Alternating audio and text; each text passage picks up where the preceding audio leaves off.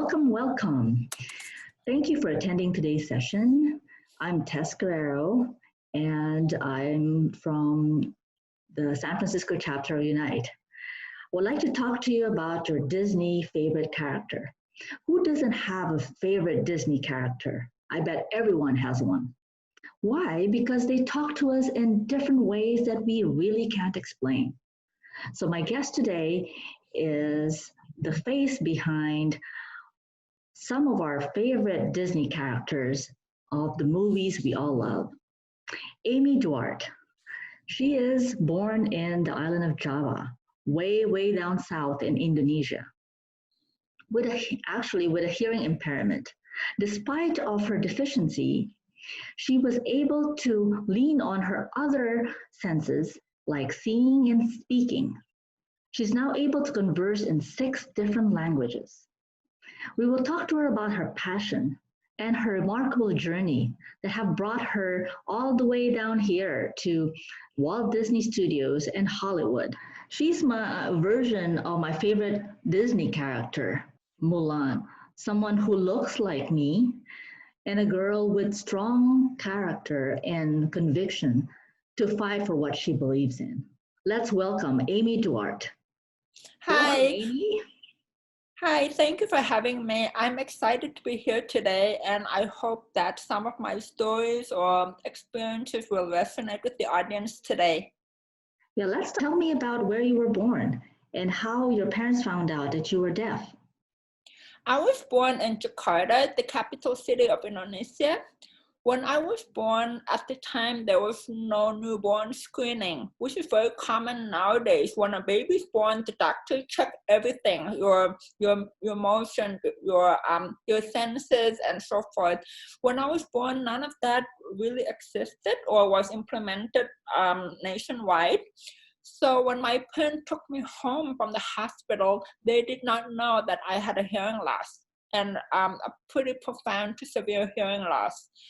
They did not know about my deafness until I was around 18 months.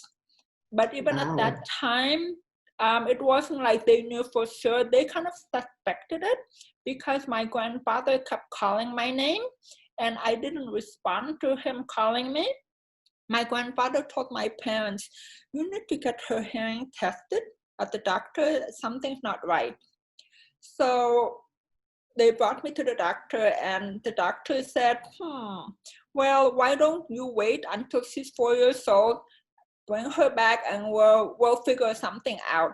Wow. And so basically the first 4 years of my life, I didn't really have a language.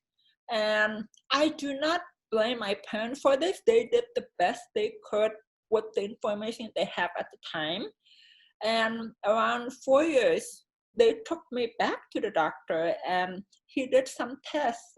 The results were, in his word, yes, she does have a hearing loss.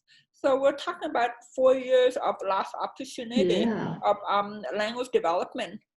And for the next couple of years after that, it was playing a game of catch up. Basically, that's what it was. They're trying to catch up for what I lost in the beginning.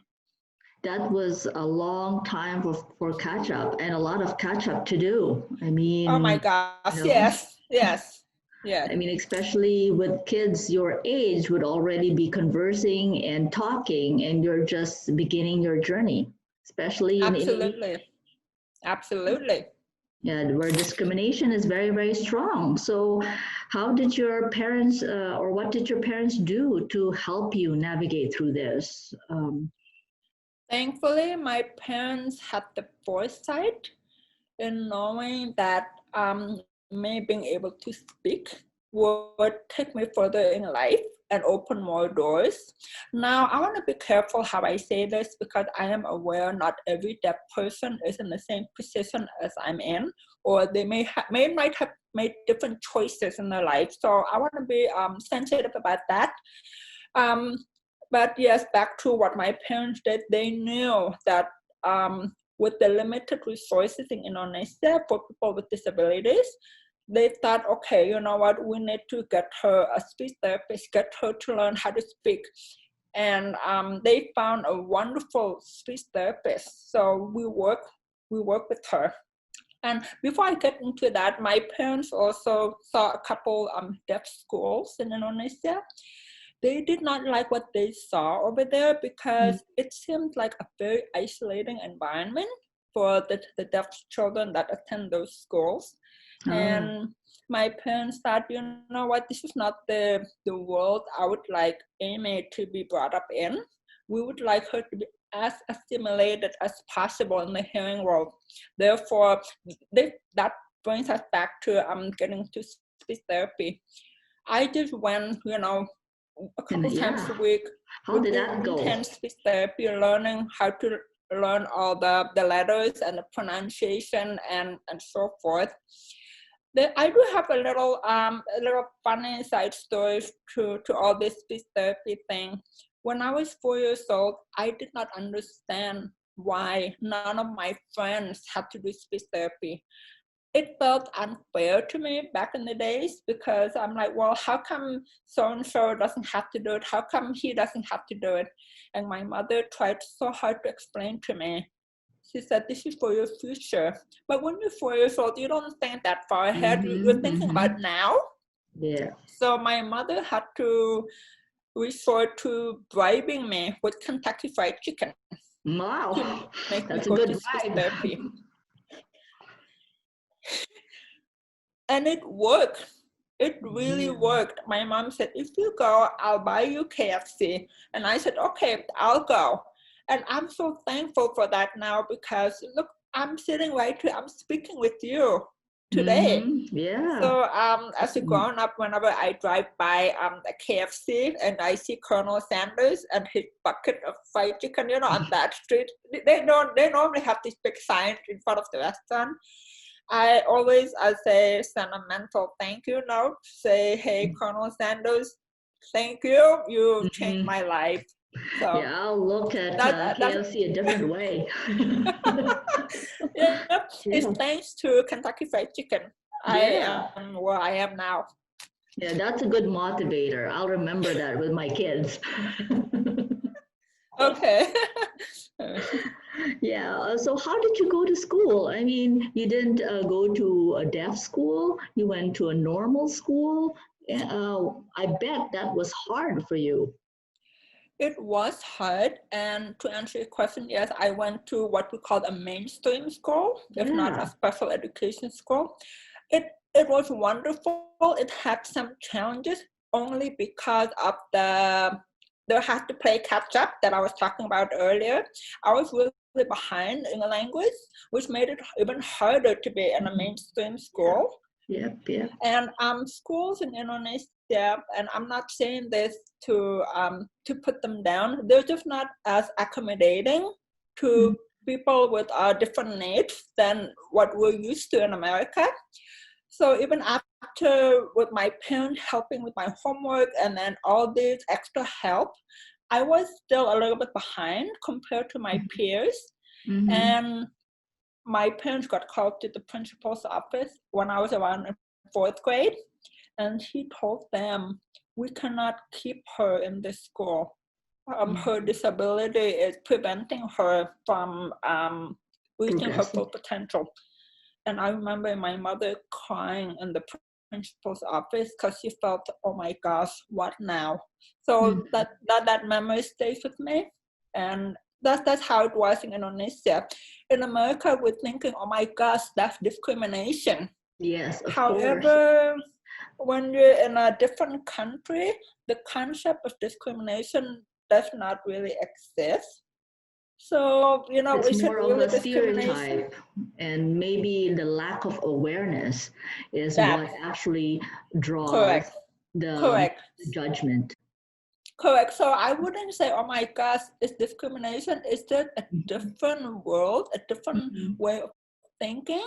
Yes. And, whether it's right or wrong, that's kind of secondary. It doesn't apply. It's just the way things are run in a different countries. And so that's how it was. So with my parents running out of option in Indonesia, they had to send me to a different country, to Montreal, Canada, where I live with my aunt. And we live in the French-speaking part of Canada in the province of Quebec. So that was another challenge thrown in my way. Yeah.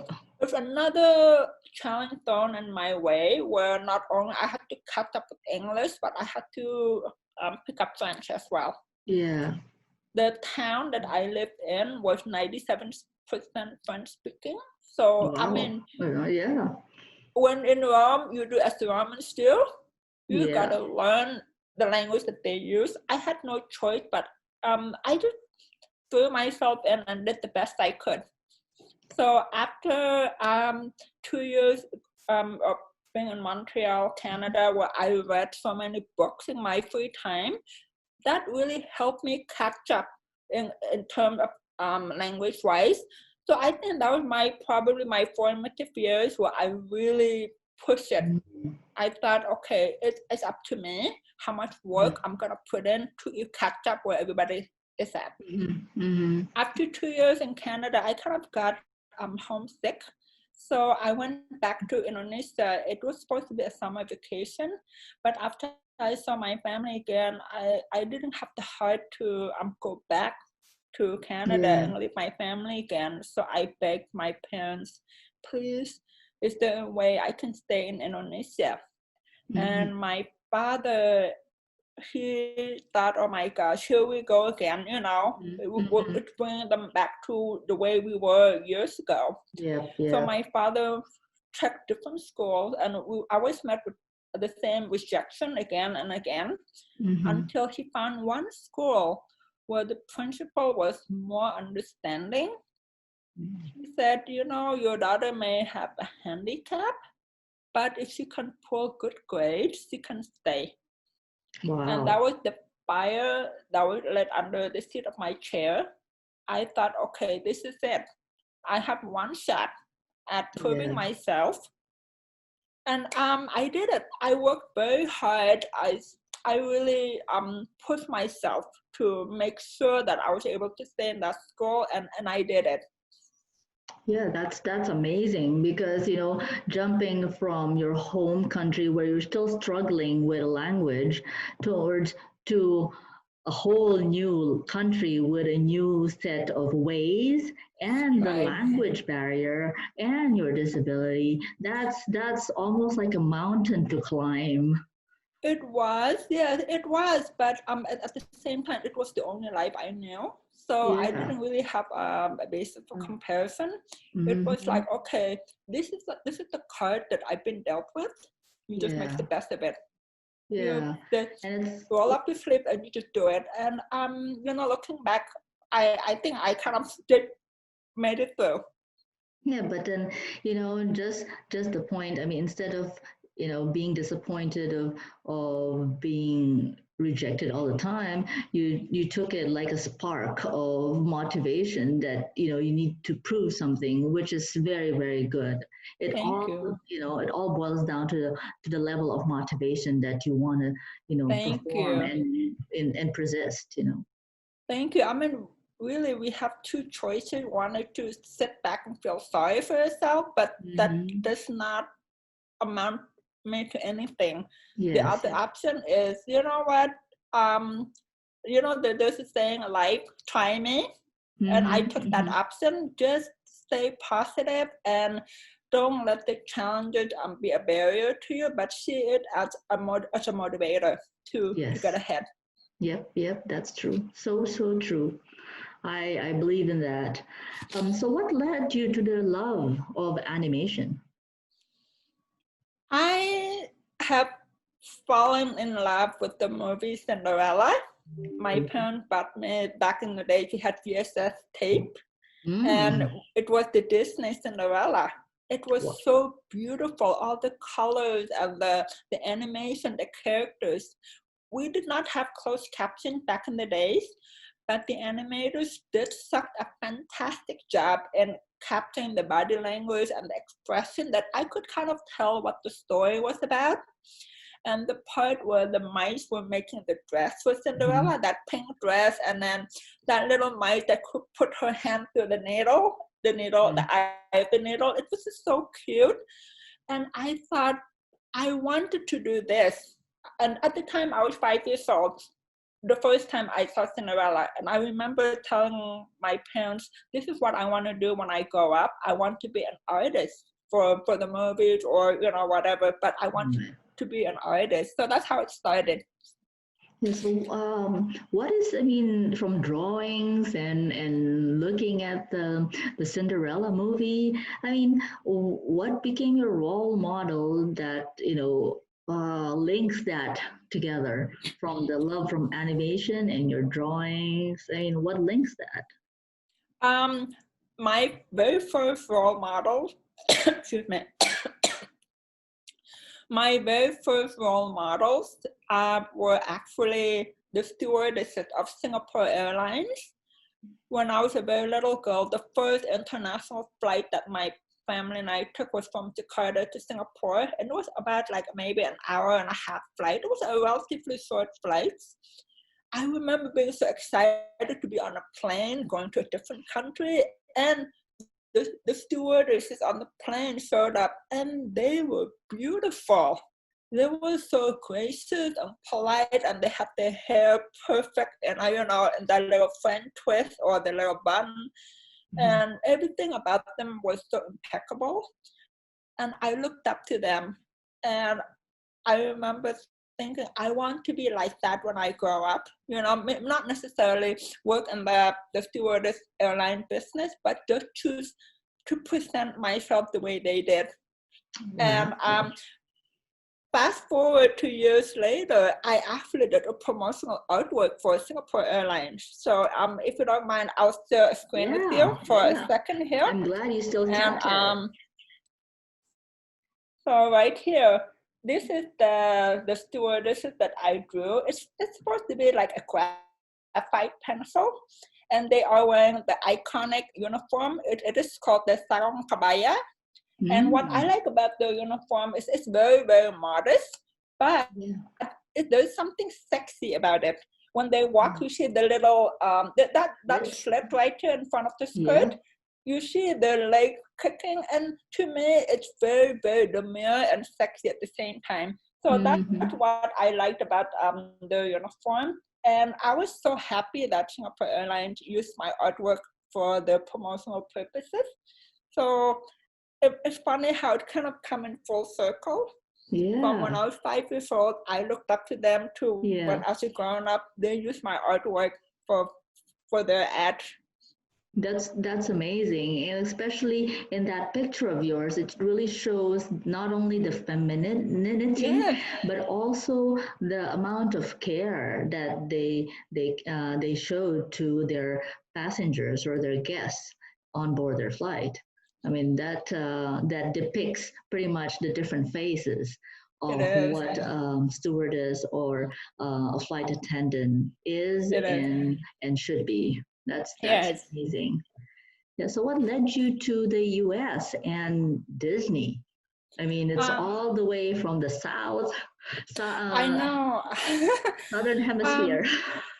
Well, my family and I immigrated to Los Angeles, California, and that's when I started my high school years there. When I got to college, I went to Cal State Northridge. It was like really local in LA. And the great thing about being in Cal State Northridge is the proximity to the entertainment / film business. So I was surrounded by, oh my gosh, you can work in the movies, you can work for animation. And back in the days, we did not have email. We use basically pen and paper to write letters and put a stamp and send it to your correspondences.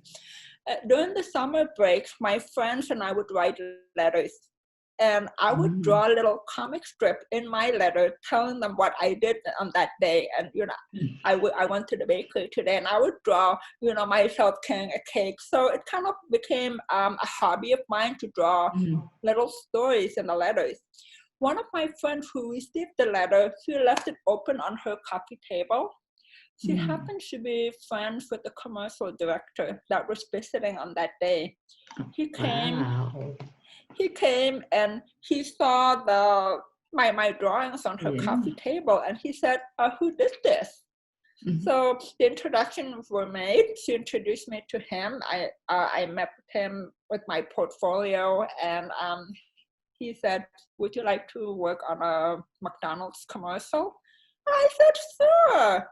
It was a dream come Wow. true. I think I was like a freshman or sophomore in college, and I got this side thing going as a storyboard artist for the commercials. It was a dream come true. I could not believe I was getting paid to do what I love to do. I mean, wow. So in the mornings, I would go to my college classes, and then after that, I would run to the studio and then just draw my heart out. We would draw through the night, and I was so happy. And that McDonald's job led to another job. I started doing commercials for Snapple, for Hint, and then Wow. one thing led to another. So that's how it all started. It started with my passion that I love to draw, and you never know, that opened Yes. up doors. Yes. Funny how the universe works. Yeah, and you also never know when opportunity actually knocks, because Yes. Yes. you stay true to your passion, Right. and and you just never know. You just never know. Absolutely. And Yeah. this is also when I'm mentoring youths. This is Mhm. the one quote that I always tell them: preparation and luck are the best thing for opportunity. You have to be prepared. You cannot just not be prepared, because when the opportunity comes, you don't have anything to sell. So always be prepared. So I'm so glad that worked out for me. And also, once I built a portfolio, I heard about the internship at Disney in my junior year. Actually, before my junior year. So I applied for it. Wow. They had 1,500 people interviewing for a position of 15. Wow. And I was initially discouraged when I saw the numbers. I thought, oh my gosh, how can I beat 1,500 people? But I just went in, I did my best. I just showed them this is who I am. And the rest, I just left it to God. I didn't, I told God, I did my part. If it's meant to be, it will happen. And then a couple of days went by, and I didn't hear anything, so I was getting a little disappointed. But then that one day, I got a phone call saying that I got the job. So I was so happy. A dream came true for me. I mean, from Jakarta all the way to Disney animation, I would never have thought that could happen, and it did. Yeah, and plus, it's like, I believe you. It's like 99% perspiration and preparedness, and that 1% luck will get you there. Absolutely. Yeah, Absolutely. I believe that. Yeah, and looking at through your work, what is the difference? I mean, through all the work with Disney and Hollywood, what is the difference from like animation on the Disney side of things to the CGI world in Hollywood? Okay. For this conversation, to keep it simple, I'm gonna simplify things a bit. I'm gonna kind of group it into different categories. One is the hand-drawn traditional animation, and that was my first love. That is what led me to Disney in the first place. Those are the hand-drawn pictures that you see in Cinderella, Snow White, Little Mermaid. So that's what I kind of fell in love with. And when I joined in Disney, it was a time when there was a big technology change. Everything was becoming more digital. And even though the hand-drawn animation still exists today, I would say the technology has dominated the film and animation business. Everything you see around is CGI now. So let me just kind of keep it, one is the hand-drawn traditional and one is the visual effects. My love for the hand-drawn animation has not gone away. If anything, has grown more, even if the industry has changed. So what I do today is in my free time, I do the hand-drawn animation for my social media. And I do it just for fun. And if I can share a screen share with you, I want to show you what some samples of my hand-drawn stuff that I do for social media. So let me share the screen here. It is right here. So wow, here, that's amazing work. Thank you. So you see how my hand-drawn animation is stylized? Mm-hmm. And the reason for that is because I'm only one person doing all this. And I like to crank out things in as little as 3 hours. Wow, So 3 hours? yeah, I like to do it quickly, especially for social media. I don't want to spend months and months and months for something that is seen, for really quick. So I try to do it in 3 hours. So this is, I'm explaining this in case you're wondering why I do animate the way I do. It is to keep things simple. And let me stop saying here. So kind of an idea. When you see an animated movie, you have a whole team of people. Some people do the special, some people do the effects, some people do the characters, some people do the background. It's a whole team collaboration, and it can take 1 to 2 years to create a movie, an animated movie. If I'm doing this for me, and I need to crank something in like 3 hours, that's just me. So that is an example of the hand-drawn animation art. So now I'm gonna talk about the visual effects CGI aspect of the animation industry. It is a different ballgame. Everything is digital. You have a different crew. We have 3D modelers, we have lighters, animators, and I did a bunch of movies on those. So I have done both. I have done the traditional animation work, and I have done the visual effects side, and I love both. They're just very different. You can kind of compare apples to oranges. Mm-hmm. And some of the examples that I've done on visual effects movies is Pirates of the Caribbean, Beowulf, Mr. and Mrs. Smith. These movies have special effects in it. And if I can show you a couple of samples of my visual effects work, if you can bear with me here, kind of just to show you, the different. I'll show you. Yeah, I see it. Okay, so here this is Underworld Evolution. We just put fake wings on that vampire, and then in Fantastic Four, we made Jessica Alba invisible. You see how whenever she becomes invisible, you cannot see the back of her clothes. And anything that's behind her is refracted as if you're looking through a glass. So this is like the breakdown. You see, you kind of see her there, but she's not really there. And anything like inside of a watch or a bracelet. And for it below, it was about dogs that are left in Antarctica to fend for themselves.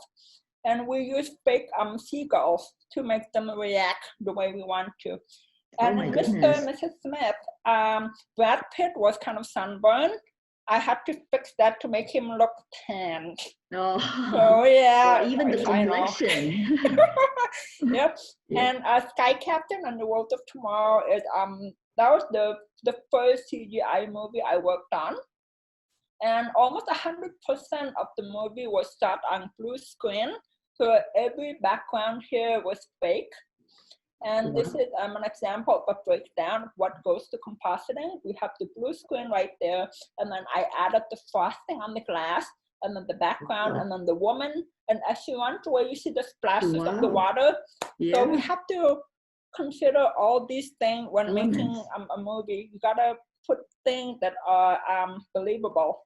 So this is all these are fake. And right here, you see all that. It's all using photos, and I'm moving footages in the back. And that's basically what a visual effects is all about.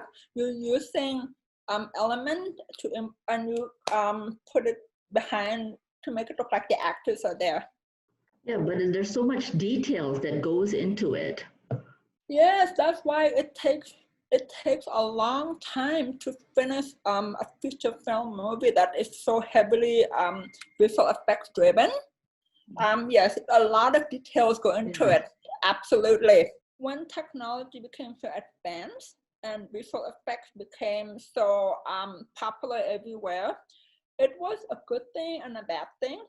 The great thing is awesome. You want a unicorn in the living room? We can create that for you for the movies.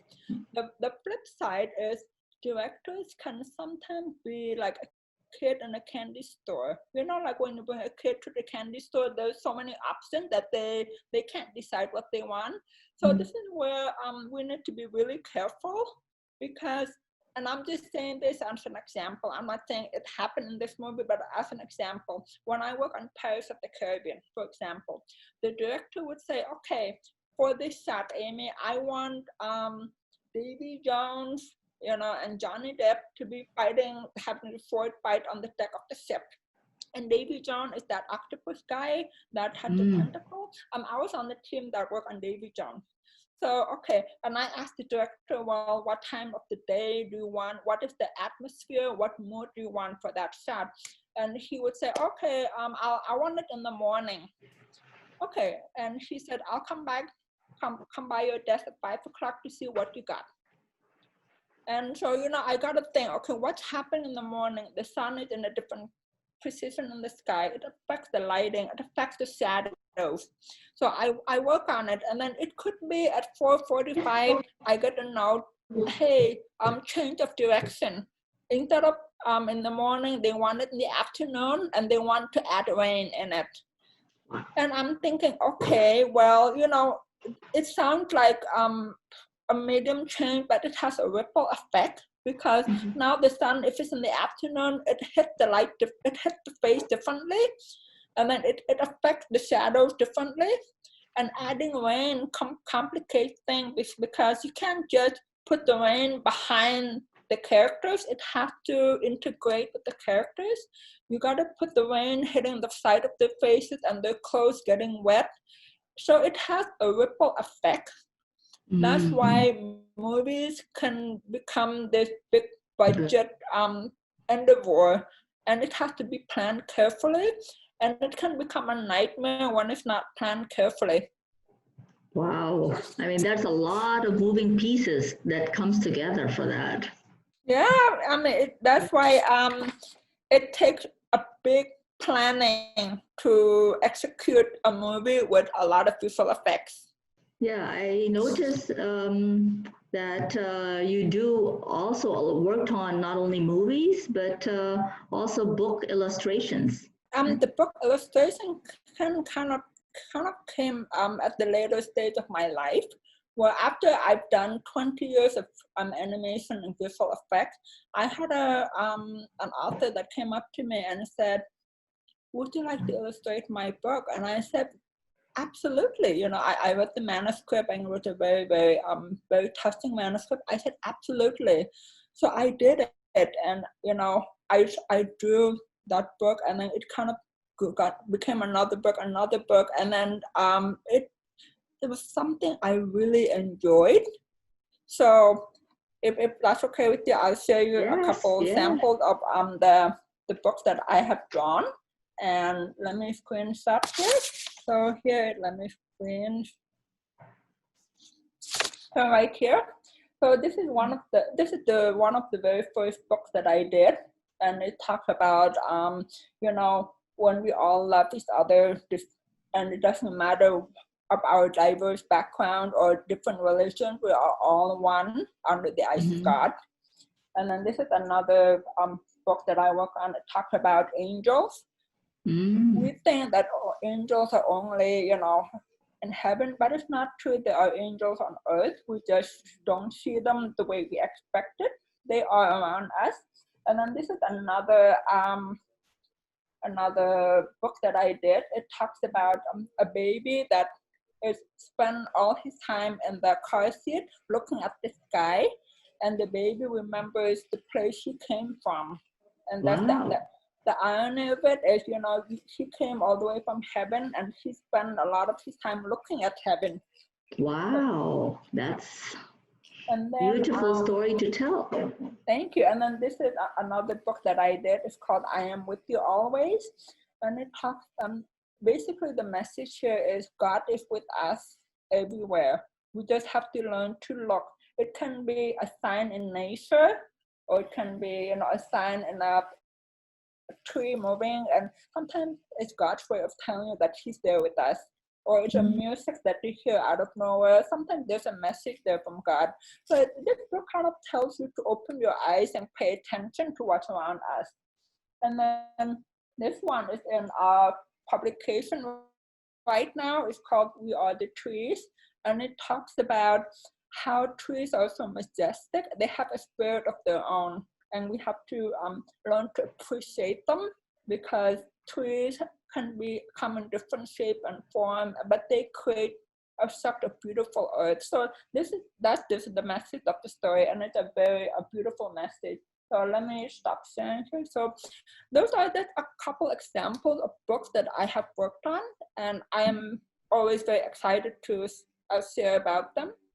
Now, people have asked me, what goes into your thought process when you create those books? And I have the perfect video to share with you. It kind of basically tells you the breakdown step that I do. Let me share here. Right. Oh, I'm sorry, I'm sharing the wrong screen. Give me 1 second here. Let me share screen.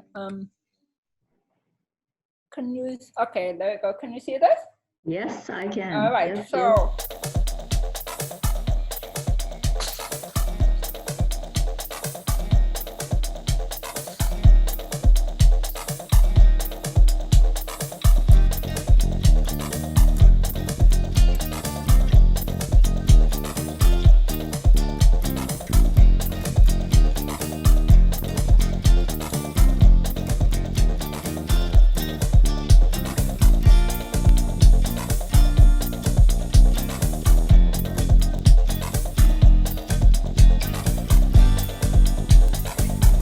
So this is kind of gives you an idea of how I think, and the thought process from the rough drawing to the finished part.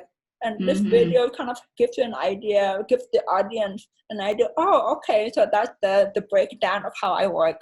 Yeah, like you have a framework of how you progress in your creative thought process.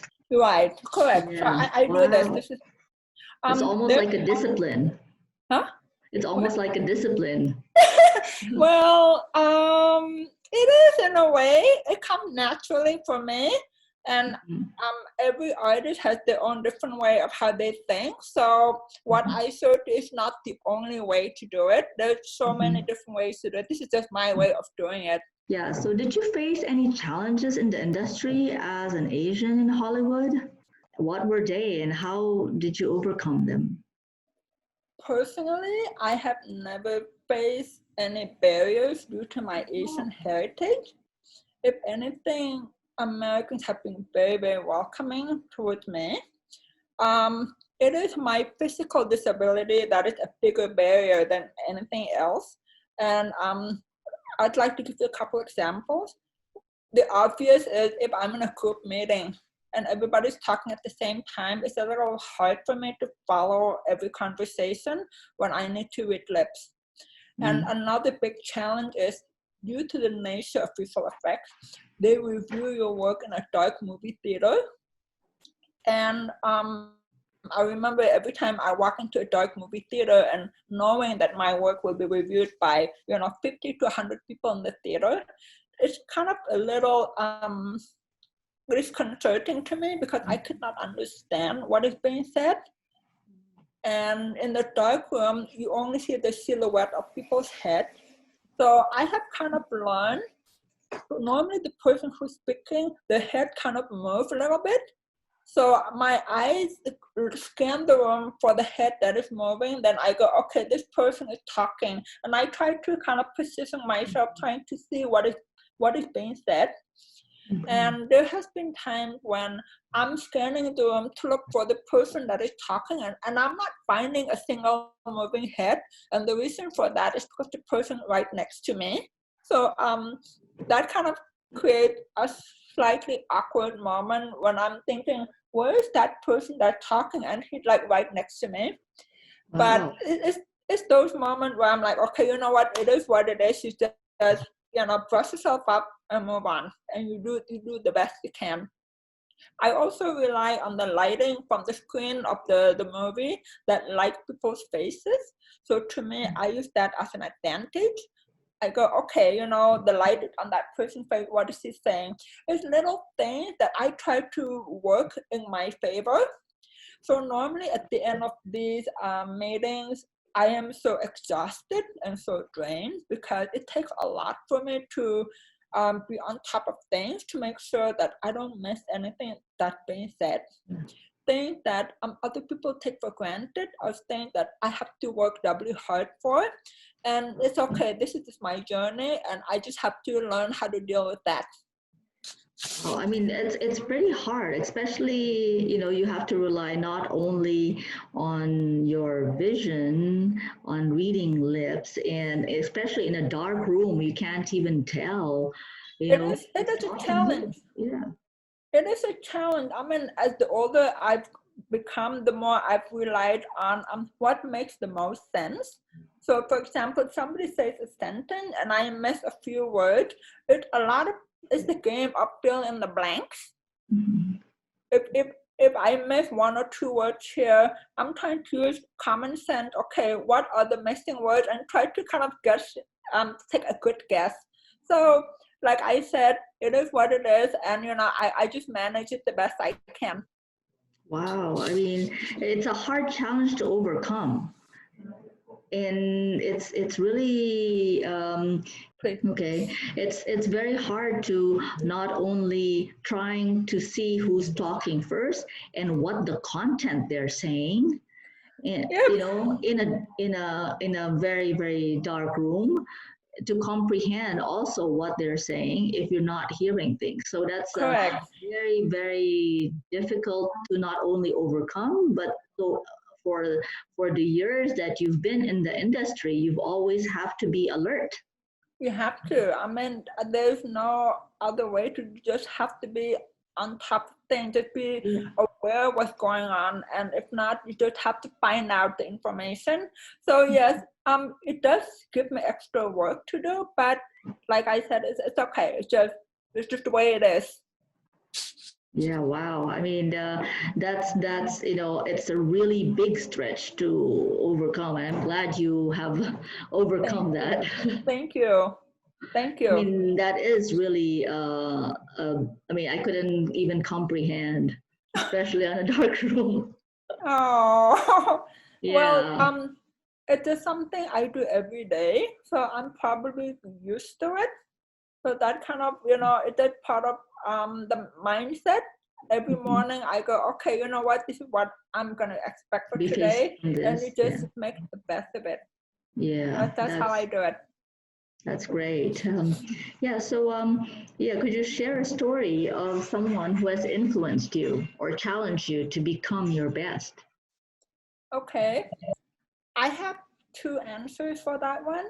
And the two different people that are very different, but they both influenced me. I used to be a volunteer at the Jewish Deaf Congress back in LA. There was a deaf and blind woman who attended this conference. She needed a guide to be with her. If it was I think it was 3 or 4 days. And with a deaf person, they can see an interpreter, a sign language interpreter. With somebody who is both deaf and blind, they require a different way of communication. They put their hand on your hand, and while you sign it, it is called a tactile signing. So that's what I did with her. And what makes me admire her is she went through, even though she went through a hardship in her life, she survived World War II, Holocaust in Europe as a Jewish person. And she was born deaf, but she had a limited sight as a child. And her eye condition was that as she got older, her tunnel vision kind of got smaller and smaller to the point where her vision was gone. And she shared with me that she remembers the last thing she saw was the face of an IC guard. He was looking down on her, and that was the last thing she's remembering before her vision went away. Oh. And she told me that he was so handsome but very cruel. She lost so many family members in the war, and despite going through all that, she showed so much kindness and warmth towards me and those around her. So I'm thinking, if she went through all that, what do I have to complain about? I mean, it's all perception. Yeah. Really? I mean, do we complain about these little things when we know somebody has gone through so much more? That kind of woke me up a little bit and made me appreciate what I have now. So that's one answer. And then the other answer is I am a big of a fan of the Duchess of Cambridge, Kate Middleton. She is always so polished and so that well put together, and how she presents herself. To me, it something I look up to, because yes, the inside is important, of course, your kindness and your character, your personality, but it's also how you present yourself is actually also important. And I have kind of followed her, and this is a drawing that I did of her. It's very, very popular with my followers. So I'd like to share a screen of Kate Middleton. This is a drawing that I did a while back. Here. Do you see that? Yes, I can see that. Yeah, so this is every year the Queen has something called Trooping the Colors, and it is kind of to celebrate the Queen's birthday.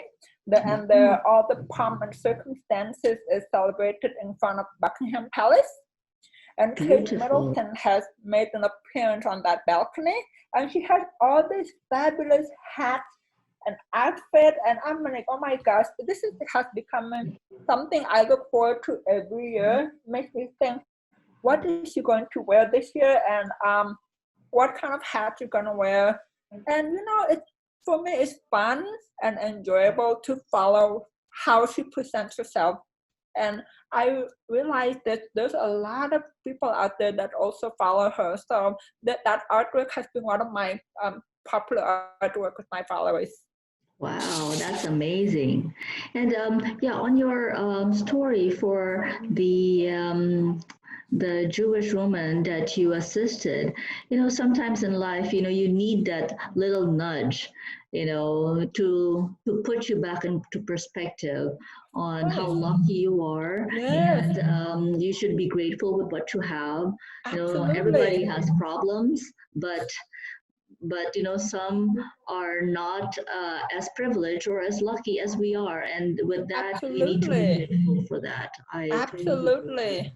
Yeah, and in your Kate Middleton characters, it's so amazing how you put the femininity back into the character. And it seems like you not only the femininity, but the fashion and the demureness you bring out in the Duchess of Cambridge. That's awesome. Thank you. Thank you. So this month, the month of May, is an Asian American Heritage Month. So what does being Asian American mean to you? And is there somebody in this community that probably has influenced you or has a story that interests you?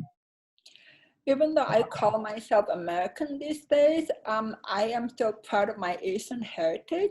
It's the tradition, the culture, the food, the legend, and the folklore that I grew up with. It has kind of made me who I am today. And for the question, is there somebody in the Asian American community that I look up to? I have asked myself that question many times, and the truth is the Asian American communities may not have faced the challenges that other minority groups have faced. So per se, I don't really have a leader of an Asian American community that I really follow.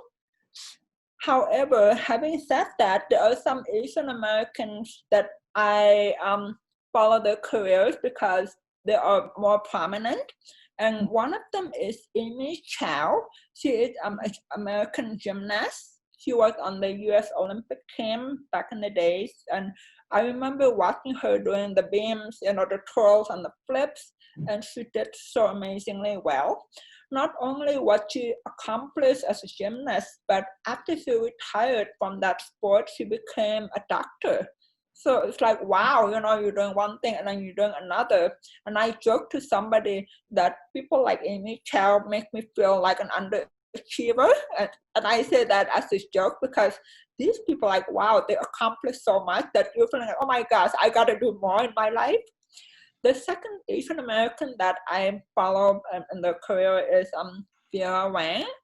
She is this famous designer of bridal gowns. She has an aesthetic that I really like. Her style for fashion and clothes is really beautiful. And she has this work ethic that I admire. She has a quote, let me see if I can find it. She has a quote that I believe in. She said, when you have a passion for something, then you tend not only to be better at it, but you work harder at it too.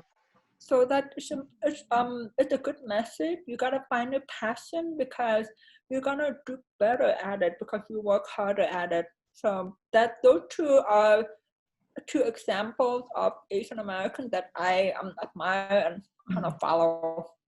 Yeah, I love that. I love that saying or that statement because, passion comes from a place of happiness and love. Yes, absolutely. Yeah. And, Absolutely. the more you do, the more you love it, and Yes. it doesn't become work, and you get to get more out of it, and you get Absolutely. to learn more about it. Yeah, so for now, let's go. We have a lot of questions here. Let's go to the questions. What has been your most challenging project? Ooh, I would say one of my most challenging projects has been working on the visual effects of Jessica Alba in Fantastic Four, where she's the Invisible Woman. It was a big challenge for me because we were working on a very, very tight deadline. And the hours were long. We were working 21-hour shifts for weeks at a time. And what that meant was you come in at 9 a.m. to start your work day, and you don't finish till 4 a.m. the following day.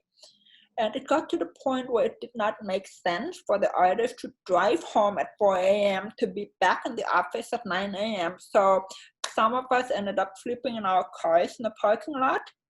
Oh. Yeah, that's how visual effect can be. Sometimes the hours can be very brutal. But I found that experience to be rewarding because despite all that crazy hours, we got together as a team. We made it happen, and we delivered, and we met the deadline. So probably to answer that question would be Fantastic Four. Wow, that's amazing. Yeah. So the next question: how did you manage your art in today's difficult times of COVID-19? Okay. With the uncertainty of COVID-19, what I try to do is I try to stay positive. It is good to be aware of what's going on out there, but don't let fear overrule your life to the point where you just don't want to do anything. I don't think that's the way to live. So what I do is I just stay positive and think what can I do today to get better, to make life better. And that's basically just my principle is don't let fear get to you too much. Just be cautious, but you move ahead with hope and optimism and a lot of faith that everything will be okay. That's just my 2 cents. That's a good answer. Very, very great answer. Thank you. How about this is a more technical question here. Okay. How do you work with directors and producers or other creatives to blend your special effects seamlessly into the shots?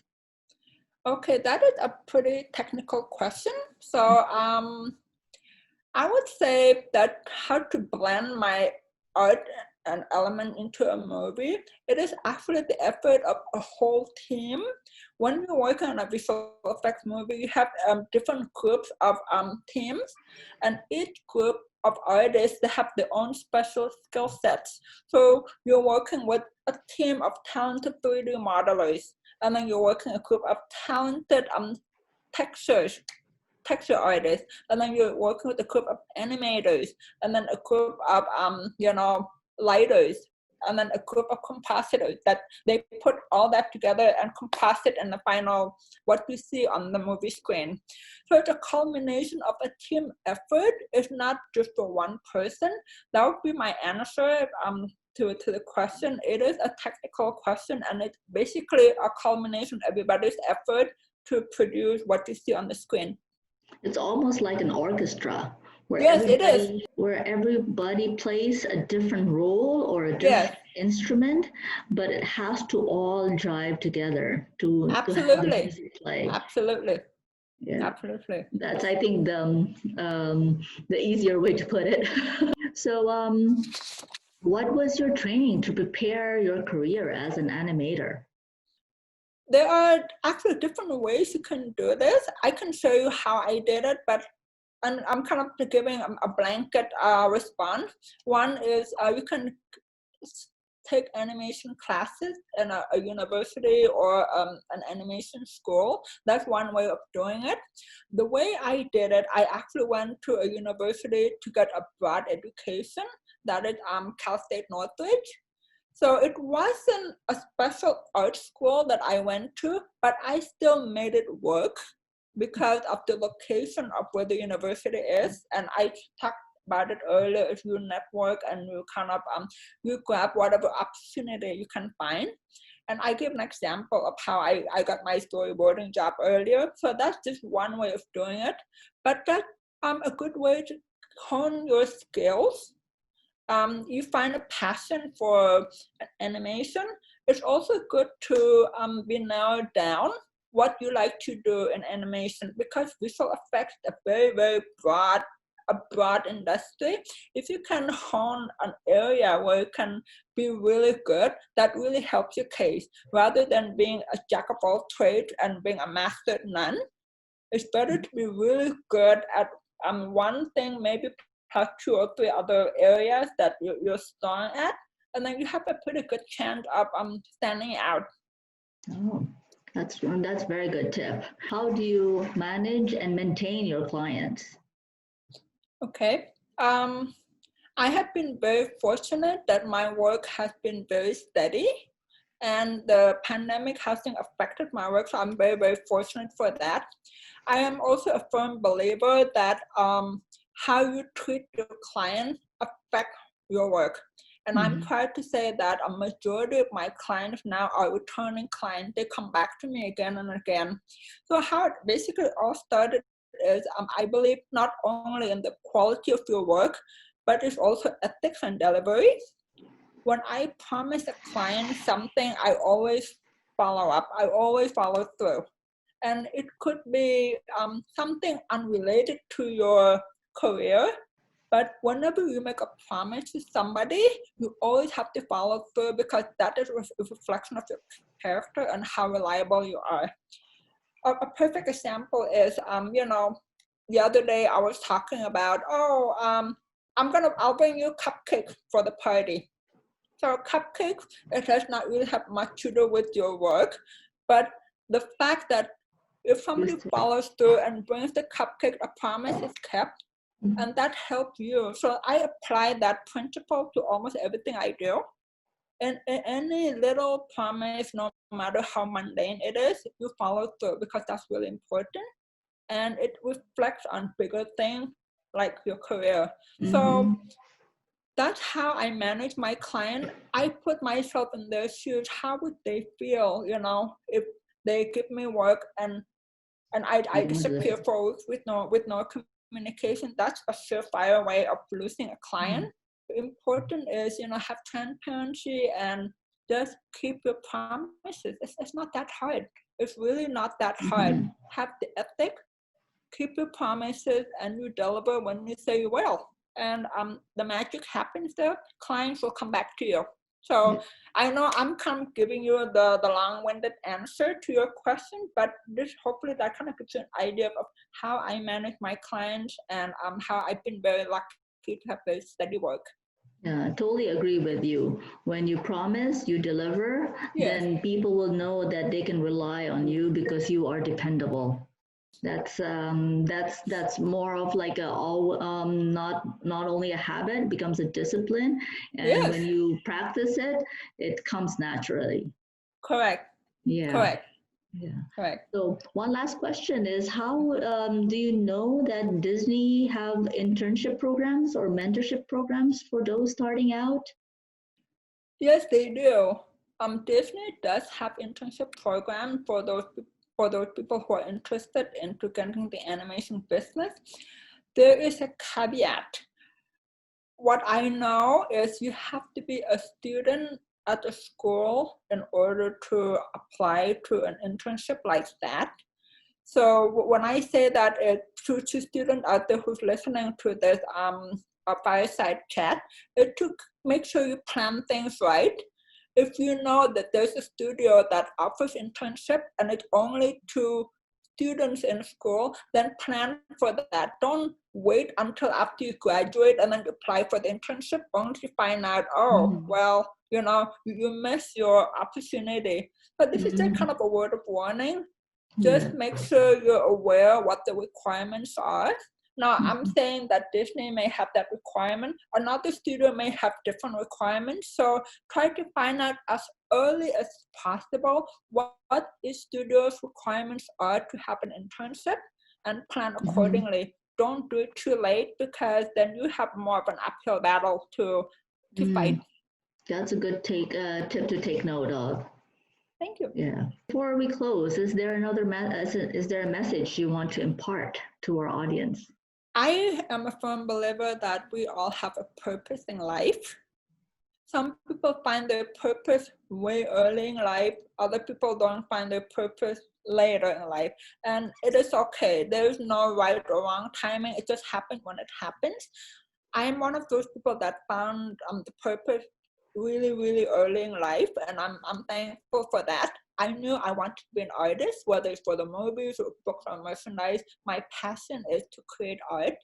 And I see that whenever I create art, I make other people happy. So I feel like I have found my purpose.